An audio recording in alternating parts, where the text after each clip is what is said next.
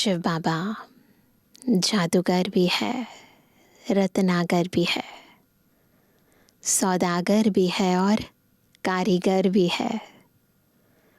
ऐसी कारीगरी करते हैं जो आत्मा से पुराना ककपन निकल जाता है, अंदर के विकार निकल जाते हैं और मनुष्य आत्मा संपूर्ण निर्विकारी बन जाती है। एक ऐसी मूरत बन जाती है जिसकी सूरत से आत्माओं को शांति, सुख, आनंद, पवित्रता का प्रकाश मिलता है।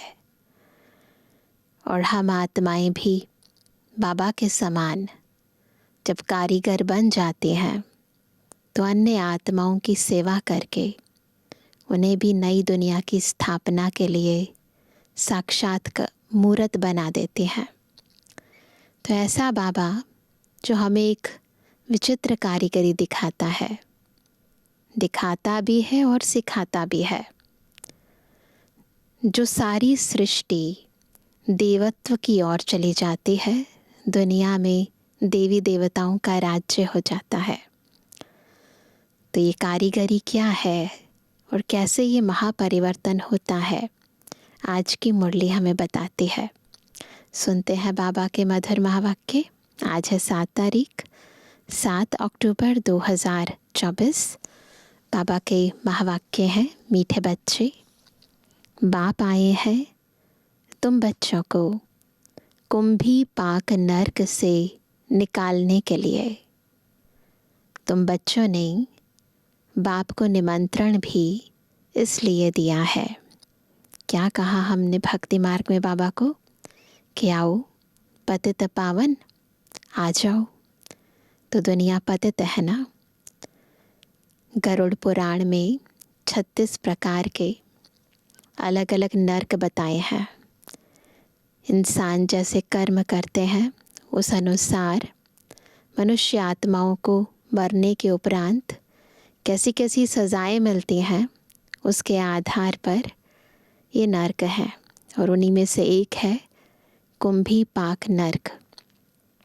कहते हैं कि जो इंसान ब्राह्मण की हत्या करता है या फिर किसी की ज़मीन लूट लेता है, वो इस नर्क में जाता है, जहाँ पर आग से धधकती हुई रेत होती है और वहाँ मनुष्य आत्मा को फेंक दिया जाता है।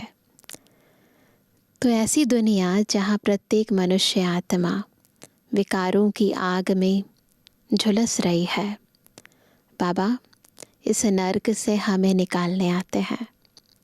आज का प्रश्न है, तुम बच्चे बहुत बड़े कारीगर हो, कैसे? तुम्हारी कारीगरी क्या है? उत्तर है, हम बच्चे ऐसी कारीगरी करते हैं जो सारी दुनिया ही नई बन जाती है। उसके लिए हम कोई ईंट व तगारी आदि नहीं उठाते हैं, लेकिन याद की यात्रा से नई दुनिया बना देते हैं। हमें खुशी है कि हम नई दुनिया की कारीगरी कर रहे हैं। हम ही फिर ऐसे स्वर्ग के मालिक बनेंगे। खुद ही कारीगरी कर रहे हैं और खुद ही फिर मालिक बनेंगे ना। कभी देखा है कोई ऐसा मंदिर जिसमें जो कारीगर बनाने वाले हैं वही फिर मंदिर के ऑनर भी हों? परंतु हम इस सारी दुनिया को मंदिर बना रहे हैं, स्वर्ग बना रहे हैं, और फिर उसी स्वर्ग के हम ही मालिक बनने वाले हैं। ओम शांति। मीठे मीठे रूहानी बच्चों प्रति रूहानी बाप समझाते हैं, जब तुम जब अपने अपने गांव से निकलते हो तो यह बुद्धि में रहता है कि हम जाते हैं शिव बाबा की पाठशाला में। ऐसे नहीं कोई साधु संत आदि का दर्शन करने, व शास्त्र आदि सुनने जाते हो। ऐसे तो मन में नहीं आता ना कि हम अपने गुरुजी का सत्संग करने जा रहे हैं, शास्त्र सुनने जा रहे हैं। तो ऐसे नहीं आता कि कोई शास्त्र आदि सुनने आते हो। तुम जानते हो हम जाते हैं शिव बाबा के पास। दुनिया के मनुष्य तो समझते हैं शिव ऊपर में रहते हैं। कहते ना भगवान कहाँ है, तो कहते ऊपर रहते हैं। वह जब याद करते हैं तो आंखें खोल कर नहीं बैठते। मंदिर में देखते हैं ना, आंखें बंद करके हाथ जोड़कर आरती करते हैं। वह आंखें बंद कर ध्यान में बैठते हैं। शिवलिंग जो देखा हुआ होता है, भल शिव के मंदिर में जाएंगे तो भी शिव को याद करेंगे तो ऊपर में देखेंगे, वह मंदिर याद आएगा। कहीं फिर आंखें बंद कर बैठते हैं। समझते हैं दृष्टि कहाँ भी नाम रूप में अगर जाएगी तो हमारी साधना टूट जाएगी। अभी तुम बच्चे जानते हो, हम भल शिव बाबा को याद करते थे। कोई श्री कृष्ण को याद करते, कोई राम को याद करते, कोई अपने गुरु को याद करते। गुरु का भी छोटा लॉकेट बनाकर पहनते हैं। दुनिया में देखते हैं ना, भक्ति मार्ग में लोग अपने गुरु का लॉकेट बनाकर, है ना, फिर गले में पहन लेते हैं। गीता का भी इतना छोटा लॉकेट बनाकर पहनते हैं। भक्ति मार्ग में तो सब ऐसे ही है। घर बैठे भी याद करते हैं, याद के यात्रा करने भी जाते हैं। चित्र तो घर में रख कर पूजा कर सकते हैं, परंतु यह भी भक्ति की रस्म पड़ी हुई है। यूँ तो याद करना है तो कहीं भी कर सकते हैं, लेकिन भक्ति की ये रस्में हैं। मंदिर में जाना, तीर्थों पे जाना, ना, जन्म जन्मांतर यात्राओं पर जाते हैं, चारों धाम की यात्रा करते हैं। चार धाम क्यों कहते हैं? क्यों कहते हैं? चार धाम है ना, वेस्ट, ईस्ट, नॉर्थ, साउथ। तो चारों दिशाओं में चारों का चक्र लगाते हैं। भक्ति मार्ग जब शुरू होता है तो पहले एक की भक्ति की जाती है, उसको कहा जाता है अव्यभिचारी भक्ति। तो भक्ति भी शुरू में एक की गई। सतु प्रधान थे, अभी तो इस समय है तमो प्रधान। तो भक्ति की भी ये अलग अलग स्टेजेस हैं। भक्ति भी व्यभिचारी अनेकों को याद करते रहते हैं। तमो प्रधान 5 तत्वों का बना हुआ शरीर, उनको भी पूजते हैं। तो गोया तमो प्रधान भूतों की पूजा करते हैं, परंतु इन बातों को कोई समझते थोड़ी है। भले यहाँ बैठे हैं, परंतु बुद्धि योग कहाँ भटकता रहता है। यहाँ तो तुम बच्चों को आंखें बंद कर शिव बाबा को याद नहीं करना है। जानते हो, बाप बहुत बहुत दूर देश का रहने वाला है। कहाँ से जानते हैं? बुद्धि से जानते हैं हम। वह आकर बच्चों को श्रीमत देते हैं। श्रीमत पर चलने से ही श्रेष्ठ देवता बनेंगे। देवताओं की सारी राजधानी स्थापन हो रही है। तुम यहाँ बैठे अपना देवी देवताओं का राज्य स्थापन करते हो। पहले तुमको पता थोड़ी था वह कैसे स्थापन होता है। पहले तो नहीं पता था ना, अभी जानते हो। बाबा हमारा बाप भी है, टीचर बनकर पढ़ाते हैं और फिर साथ में भी ले जाएंगे, सदगति करेंगे। गुरु लोग किसकी सदगति नहीं करते हैं।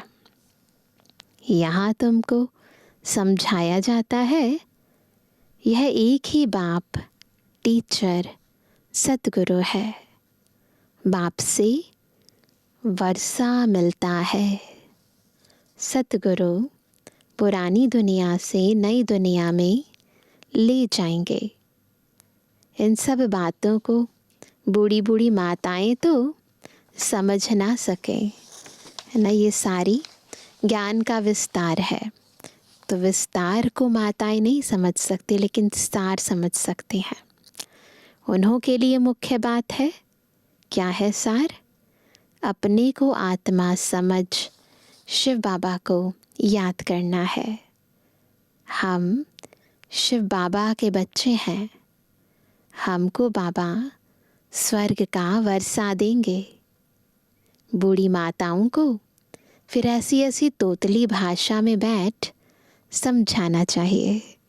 बिल्कुल जैसे छोटे बेबीज़ होते हैं तो उनको उन्हीं की भाषा में समझाया जाता है, तो ऐसे ही बुज़ुर्ग होते हैं तो उनके सामने भी बिल्कुल सिंपल लैंग्वेज में समझाना होता है। यह तो हर एक आत्मा का हक है, बाप से वर्षा लेना। मौत तो सामने खड़ा है, बहुत नज़दीक है। पुरानी दुनिया सो फिर ज़रूर नई बननी है, नई सो पुरानी। घर को बनने में कितने थोड़े मास लगते हैं, फिर पुराना होने में 100 वर्ष लग जाते हैं। तो बनने में कम टाइम लगता है, लेकिन जब पुराने की बात होती है तो ज़्यादा टाइम लगता है। ऐसे ही नई दुनिया बनने में कम टाइम लगता है, लेकिन पुरानी होने में कितना ज़्यादा टाइम लगता है। अभी तुम बच्चे जानते हो, यह पुरानी दुनिया अब खलास होनी है। यह लड़ाई जो अब लगती है वह फिर 5000 वर्ष के बाद लगेगी। ये सब बातें बुढ़ियाएँ तो समझ ना सके, तो जब बाबा ने ये साकार मुरली सुनाई तो समझो उस समय शायद बाबा के सामने बुढ़ियाएँ बैठी होंगी, बुज़ुर्ग माताएं बैठी होंगी, तो बाबा उन पर भी फोकस करते हैं ना। यह फिर ब्राह्मणियों का काम है उन्हों को समझाना। उनके लिए तो एक अक्षर ही काफ़ी है। क्या है वो अक्षर? अपने को आत्मा समझ बाप को याद करो। तुम आत्मा परम धाम में रहने वाली हो, फिर यहाँ शरीर लेकर पाट बजाते हो। आत्मा यहाँ दुख और सुख का पाट बजाते हैं। इस सृष्टि में मूल बात बाप कहते हैं, मुझे याद करो और सुख धाम को याद करो।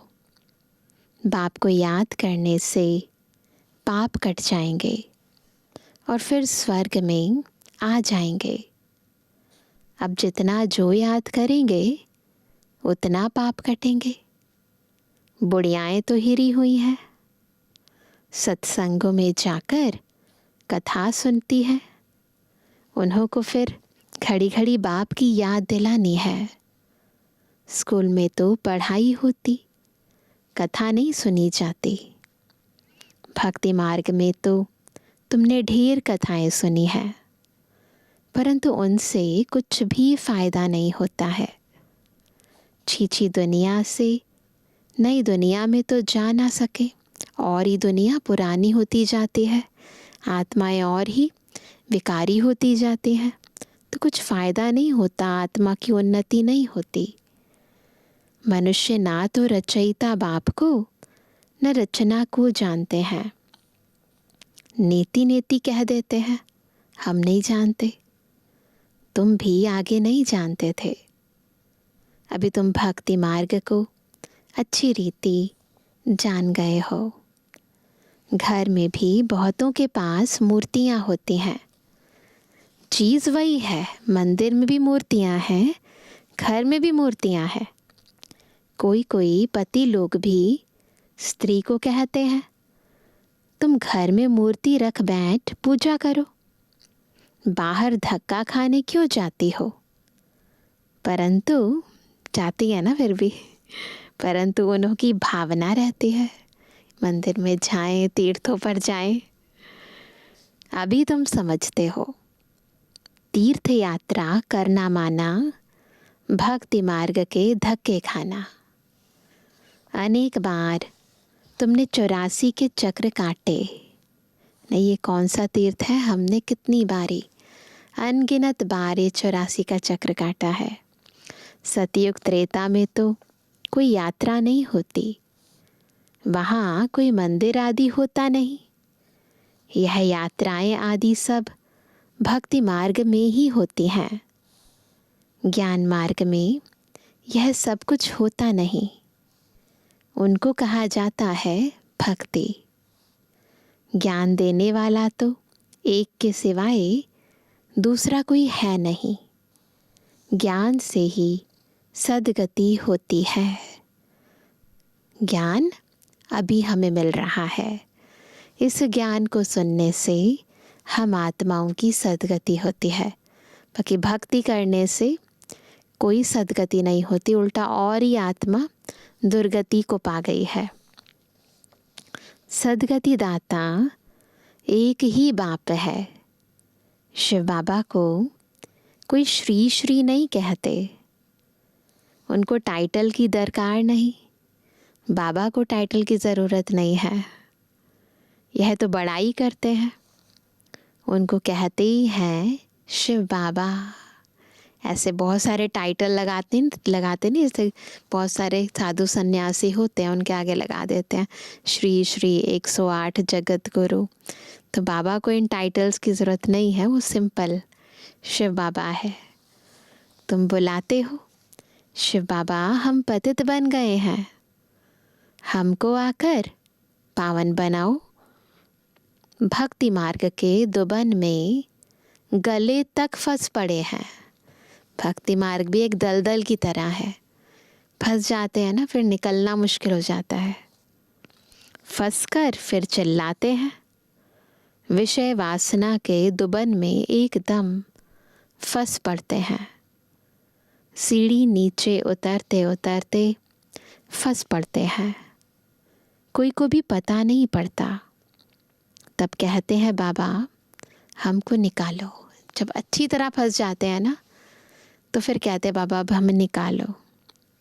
बाबा को भी ड्रामा अनुसार आना ही पड़ता है। बाप कहते हैं मैं बंधायमान हूँ। बाबा भी ड्रामा के बंधन में बंधे हुए हैं, तो अपने टाइम पर आना पड़ता है, हमें निकालना पड़ता है। इन सब को दुबन से हमको निकालने के लिए बाबा बंधे हुए हैं। इनको कहा जाता है कुंभी पाक नर्क, है ना। कुंभी पाक नर्क, ऐसा नर्क जहाँ दिखाते हैं कि आत्माओं को तपती हुई रेत के अंदर फेंक दिया जाता है।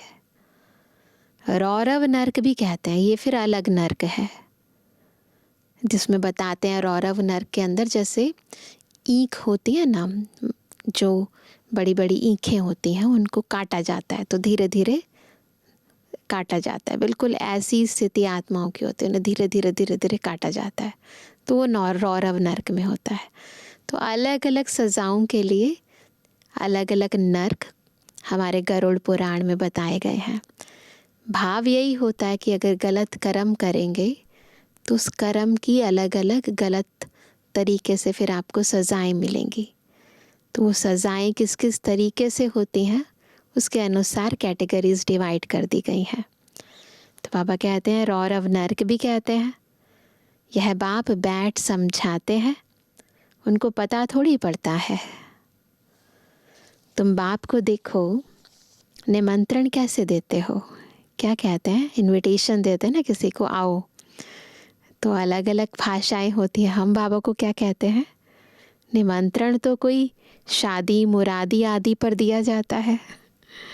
तुम कहते हो हे पतित पावन बाबा, हम क्या कहते हैं, आ जाओ इस पतित दुनिया रावण की पुरानी दुनिया में आओ। ये कैसा निमंत्रण है।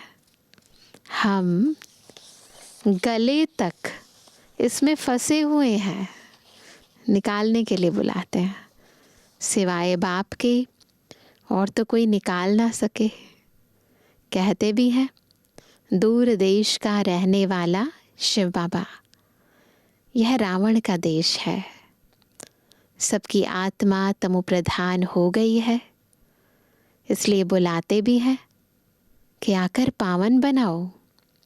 पतित पावन सीताराम ऐसे गाते चिल्लाते हैं। ऐसे नहीं कि वह पवित्र रहते हैं। यह दुनिया ही पतित है, रावण राज्य है, इनमें तुम फंसे पड़े हो। फिर यह निमंत्रण दिया है, बाबा आकर हमको कुंभी पाक नर्क से निकालो। तो बाप आए हैं, कितना तुम्हारा ओबीडिएंट सर्वेंट है। हमने बुलाया और बाबा आ गए। ऐसा ओबीडिएंट सर्वेंट कोई होता है? आज की दुनिया में कोई भी नहीं सुनता। तो बाबा देखो हमारी पुकार सुनकर आ गए। ड्रामा में अपार दुख तुम बच्चों ने देखे हैं। टाइम पास होता जाता है, एक सेकंड ना मिले दूसरे से। अब बाप तुमको लक्ष्मी नारायण जैसा बनाते हैं। फिर तुम आधा कल्प राज्य करेंगे। स्मृति में लाओ, याद करो कैसे हमने आधा कल्प राज्य किया, लक्ष्मी नारायण के राज्य में रहे। अभी टाइम बहुत थोड़ा है। मौत शुरू हो जाएगा तो मनुष्य वायरे हो जाएंगे, यानी मूंझ जाएंगे, कंफ्यूज हो जाएंगे, क्या करें कुछ समझ ही नहीं आएगा। थोड़े समय में क्या हो जाएगा। कहीं तो है ना, छोटा दिल होता है ना, नाजुक दिल होता है, तो कहीं तो ठका सुनकर भी हार्ट फेल हो जाएंगे। बॉम्ब ब्लास्ट होगा और उसी से ही हार्ट फेल हो जाएगा। मरेंगे ऐसे जो बात मत पूछो, एक्सप्लेन नहीं किया जा सकता। इस तरीके से मौत होने वाला है। देखो ढेर बूढ़ी माताएं आई हैं, बेचारी कुछ भी समझ ना सके। जैसे तीर्थों पर जाते हैं ना, तो एक दो को देख तैयार हो पड़ते हैं, हम भी चलते हैं। ऐसे ही होता है ना, फ्रेंड सर्कल होता है, अच्छा आप जा रहे हो हम भी चलते हैं। अभी तुम जानते हो भक्ति मार्ग के तीर्थ यात्रा का अर्थ ही है नीचे उतरना, तमो प्रधान बनना। बड़े ते बड़ी यात्रा तुम्हारी यह है, जो तुम पतित दुनिया से पावन दुनिया में जाते हो। तो इन बच्चियों को कुछ तो शिव बाबा की याद दिलाते रहो। न ज़्यादा विस्तार नहीं समझा सकते, पर चलो जैसी भी बुद्धि है, पर किसी न किसी रीति बाबा की याद ज़रूर दिलाने हैं। शिव बाबा का नाम याद है, थोड़ा बहुत सुनती हैं तो स्वर्ग में आएंगी। यह फल ज़रूर मिलना है। बाकी पद तो है पढ़ाई से ना, पद ऊंचा चाहिए तो पढ़ाई करनी पड़ेगी। उसमें बहुत फ़र्क पड़ जाता है ना, एक पद और दूसरे पद में बहुत अंतर हो जाता है। ऊंच ते ऊंच फिर कम से कम, इतना अंतर होता है। रात दिन का फ़र्क पड़ जाता है ना, कहाँ राजा कहाँ प्रजा और उसके भी दास दासी, कहाँ प्राइम मिनिस्टर कहाँ नौकर चाकर, होते हैं ना अलग अलग। देश के अंदर भी है तो सारे ही भारत देश के निवासी, परंतु कहाँ प्राइम मिनिस्टर और कहाँ नौकर चाकर। तो है तो सारे सतयुग में, परंतु कहाँ राजा महाराजा विश्व महाराजा और कहाँ प्रजा दास दासी। राजधानी में नंबरवार होते हैं, स्वर्ग में भी राजधानी होगी, परंतु वहाँ पाप आत्माएं गंदे विकारी नहीं होते। वह है ही निर्विकारी दुनिया। तुम कहेंगे हम यह लक्ष्मी नारायण ज़रूर बनेंगे। तुमको हाथ उठाते देख बुढ़ियाँ आदि भी सब हाथ उठा देंगी। ऐसे होता है, देखा देखी उठा देती हैं, समझती कुछ नहीं है। फिर भी बाप के पास आई हैं तो स्वर्ग में तो जाएंगी, परंतु सब ऐसे थोड़ी बनेंगी, प्रजा भी बनेंगी। बाप कहते हैं मैं गरीब निवास हूँ, तो बाबा गरीबों को देख खुश होते हैं। भल कितने भी बड़े ते बड़े साहूकार पदमपति हैं, उनसे भी यह ऊंच पद पाएंगे। उनके पास तो आने की भी फुर्सत नहीं है, परंतु फिर भी कदम रखते हैं, बाबा को थोड़ा याद करते हैं तो स्वर्ग में तो आ जाएंगे ना। परंतु साहूकार तो उनके पास तो उतना भी टाइम नहीं है, तो उनसे भी यह ऊंच पद पाएंगे 21 जन्मों के लिए। यह भी अच्छा है। बुढ़िया जब आती है तो बाप को खुशी होती है, फिर भी कृष्णपुरी में तो जाएंगी ना। चलो इतना तो है ना कि श्री कृष्णपुरी में जाएंगी, तो बाबा को ये भी खुशी होती है कि चलो कम से कम श्री कृष्णपुरी में तो जाएंगी ना। यह है रावणपुरी, जो अच्छी रीति पढ़ेंगे तो श्री कृष्ण को भी गोद में झुलाएंगे। प्रजा थोड़ी अंदर आ सकेगी राजमहल में, वह तो कभी करके दीदार करेगी।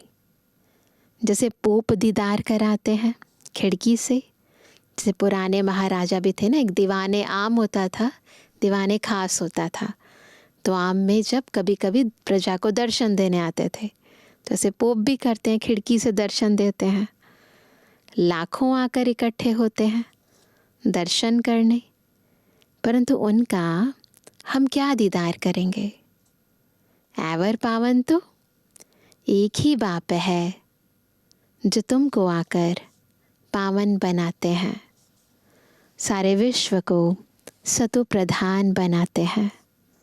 वहाँ यह 5 भूत रहेंगे नहीं, 5 तत्व भी सतु प्रधान बन जाते हैं, तुम्हारे गुलाम बन जाते हैं। कभी भी ऐसी गर्मी नहीं होगी जो नुकसान हो जाए। 5 तत्व भी कायदे अनुसार चलते हैं, अकाले मृत्यु नहीं होती।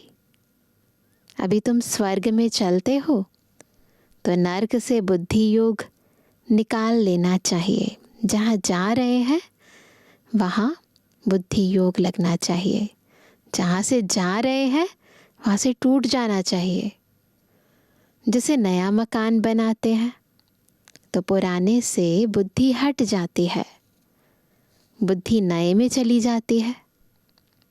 यह फिर है बेहद की बात, वो है हद के मकान की बात, ये है बेहद की दुनिया की बात। नई दुनिया की स्थापना हो रही है, पुरानी का विनाश होना है। तुम हो नई दुनिया स्वर्ग बनाने वाले। कौन है?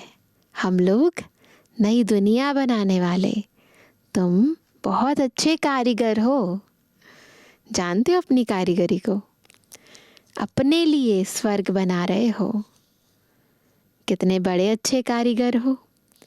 याद की यात्रा से दिखाई नहीं दे रहा, आवाज़ नहीं हो रही, शोर नहीं है। दुनिया में कोई मकान बनता है कितना शोर होता है, यहाँ हम पूरी नई दुनिया बना रहे हैं एकदम साइलेंस में। याद की यात्रा से नई दुनिया स्वर्ग बनाते हो। थोड़ा भी याद करो, बाबा कहते ज़्यादा नहीं, थोड़ा भी याद करो तो स्वर्ग में आ जाएंगे। तुम गुप्त वेश में अपना स्वर्ग बना रहे हो, दिखाई नहीं दे रहे, कुछ बना रहे हैं, कुछ कर रहे हैं, परंतु बस गुप्त वेश में अपना स्वर्ग बना रहे हैं। जानते हो हम इस शरीर को छोड़ फिर जाकर स्वर्ग में निवास करेंगे, तो ऐसे बेहद के बाप को भूलना नहीं चाहिए। अभी तुम स्वर्ग में जाने के लिए पढ़ रहे हो, अपनी राजधानी स्थापन करने के लिए पुरुषार्थ कर रहे हो।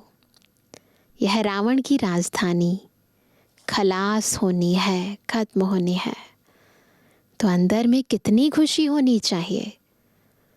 हमने यह स्वर्ग तो अनेक बार बनाया है, राजाई ली फिर गवाई है। कई बार बनाया है, कई बार आए हैं, कई बार छोड़ा है। यह भी याद करो तो बहुत अच्छा। कुछ नई काम नहीं कर रहे हैं, अनगिनत बार किया है और फिर कर रहे हैं, रिपीट कर रहे हैं। हम स्वर्ग के मालिक थे, बाप ने हमको ऐसा बनाया था। बाप को याद करो तो तुम्हारे पाप भस्म होंगे। कितना सहज रीति तुम स्वर्ग की स्थापना कर रहे हो। पुरानी दुनिया के विनाश के लिए कितनी चीज़ें निकलती रहती हैं, बहुत सारी चीज़ें हैं। कुदरती आपदाएं, मूसल यानी मिसाइल्स आदि द्वारा अपनी पुरानी दुनिया, सारी पुरानी दुनिया ख़त्म होगी। तो कैसे ख़त्म होगी? एटॉमिक वॉर है, मिसाइल्स हैं, है ना, फिर नेचुरल कैलेमिटीज़ हैं, फिर सिविल वॉर है।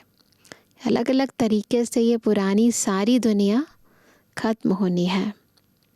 अब बाप आए हैं तुमको श्रेष्ठ मत देने, श्रेष्ठ स्वर्ग की स्थापना करने।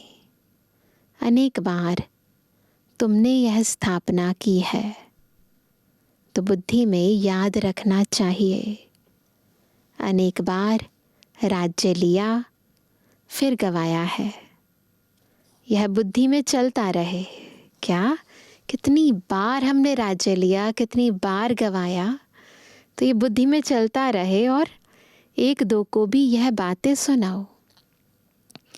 दुनियावी बातों में समय नहीं गंवाना चाहिए, है ना। बस बाबा ने क्या बताया, रचता और रचना के जो ज्ञान बताया है ना, कैसे ये ड्रामा चलता है, ईश्वरीय ज्ञान में मन बुद्धि रमण करना चाहिए। बाप को याद करो, स्वदर्शन चक्रधारी बनो। यहाँ बच्चों को अच्छी रीति सुनकर फिर बहुत उगारना है, सुनना है और फिर उगारना भी है, उसको चर्निंग करनी है, मनन मंथन करना है, सिमरण करना है। बाबा ने क्या सुनाया?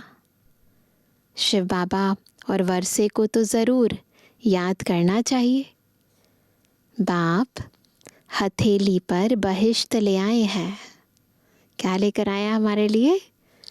बहिश्त, स्वर्ग लेकर आए हैं। पवित्र भी बनना है। पवित्र नहीं बनेंगे तो सज़ा खानी पड़ेगी। पद भी बहुत छोटा पा लेंगे, सज़ा भी खाएंगे, फिर पद भी कम हो जाएगा। स्वर्ग में ऊंच पद पाना है तो अच्छी रीति धारणा करो। धारणा करना एक अलग बात है, पर अच्छी रीति, जो तरीका, जिस तरीके से बाबा ने बताया है, धारणा करने का जो तरीका बताया है, उसी रीति धारणा करना है। बाबा रास्ता तो बहुत सहज बताते हैं।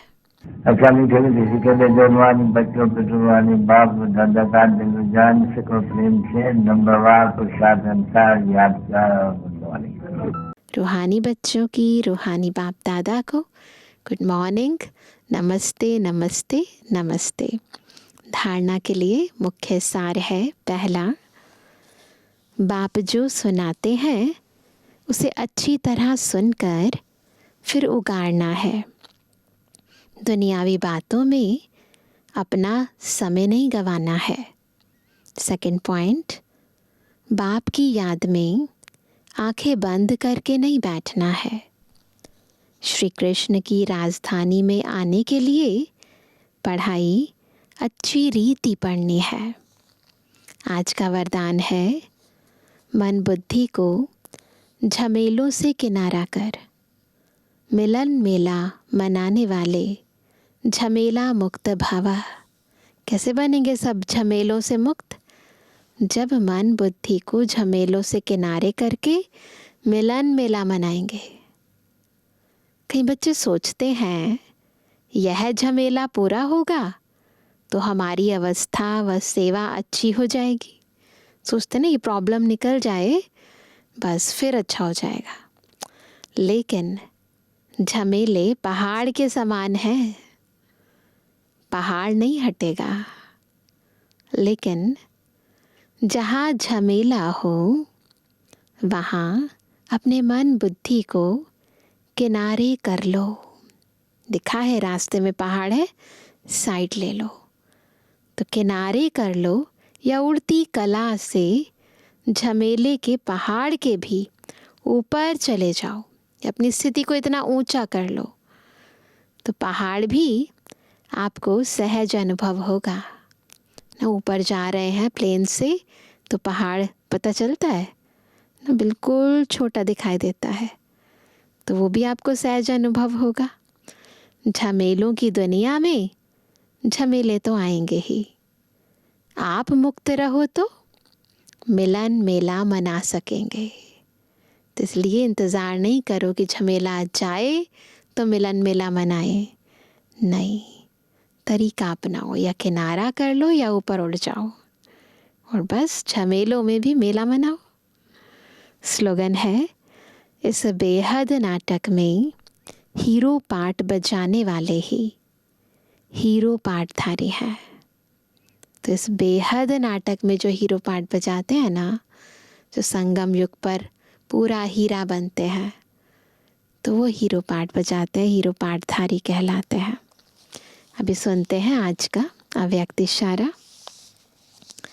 जितना आपस में संस्कारों को समानता में लाएंगे उतना ही समीप आएंगे। जैसे साकार रूप के संस्कार उपराम और साक्षी दृष्टा के रहे, जैसे साकार रूप के संस्कार कैसे रहे, उपराम और साक्षी दृष्टा के रहे, यही साकार के संपूर्ण स्थिति के श्रेष्ठ लक्षण थे। ब्रह्मा बाबा के यही श्रेष्ठ लक्षण थे। इन संस्कारों में समानता लानी है, इससे ही सर्व के दिलों पर विजयी होंगे। और जो संगम पर सर्व के दिलों पर विजयी बनता है, वही भविष्य में विश्व महाराजन बनता है। तो इसलिए संस्कार मिलाने हैं, सबके साथ मिलकर रहना है, दिलों पर विजय प्राप्त करनी है। अच्छा, ओम शांति।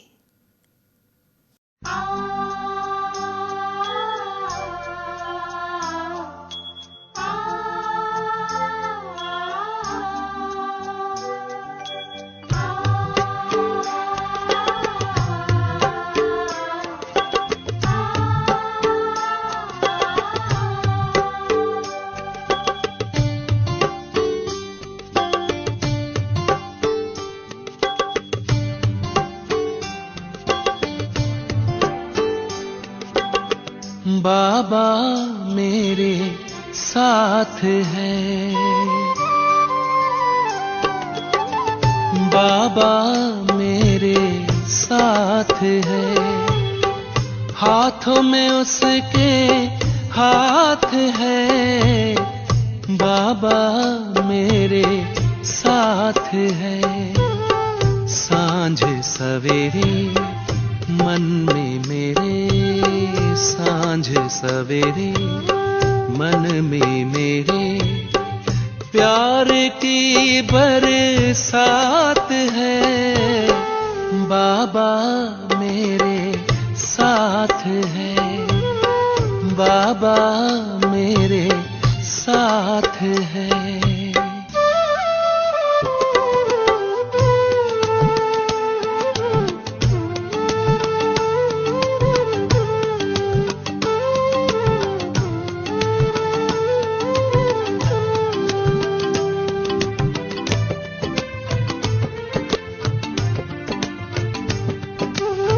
कोटों में कोई प्यारे बाबा ने आकर हमें चुना है,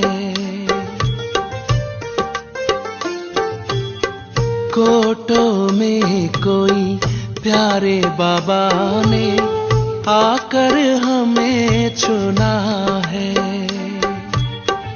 अपना बना के भाग्य जगाया, दिल का ये कहना है। इन नैनों में छाए हो बाबा, इन नैनों में छाए हो बाबा, आप तो दिन रात है, बाबा मेरे साथ है, बाबा मेरे साथ है।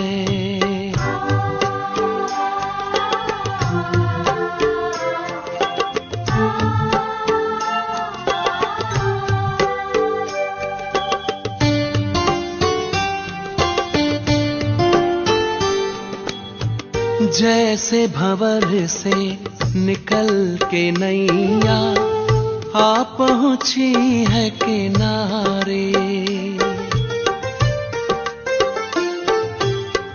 जैसे भंवर से निकल के नैया आ पहुंची है किनारे। इस दुनिया में मिले हो बाबा, जग के तुम्ही सहारे। मिल रही है प्रभु से हमको, मिल रही है प्रभु से हमको, स्वर्ग की सौगात है। बाबा मेरे साथ है, बाबा मेरे साथ है।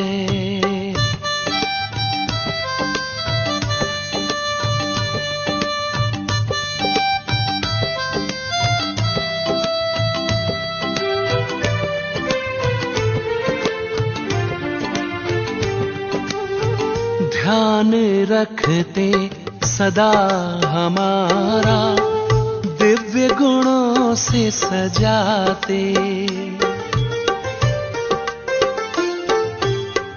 ध्यान रखते सदा हमारा, दिव्य गुणों से सजाते।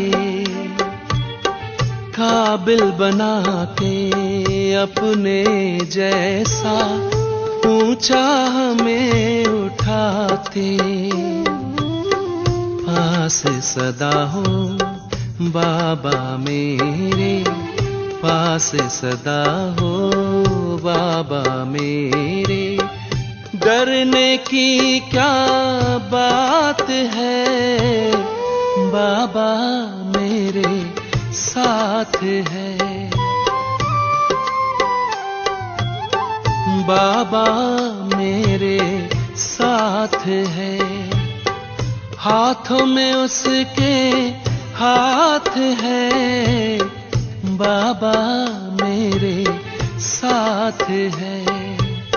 साँझ सवेरे मन में मेरे, साँझ सवेरे मन में मेरे, प्यार की बरसात है।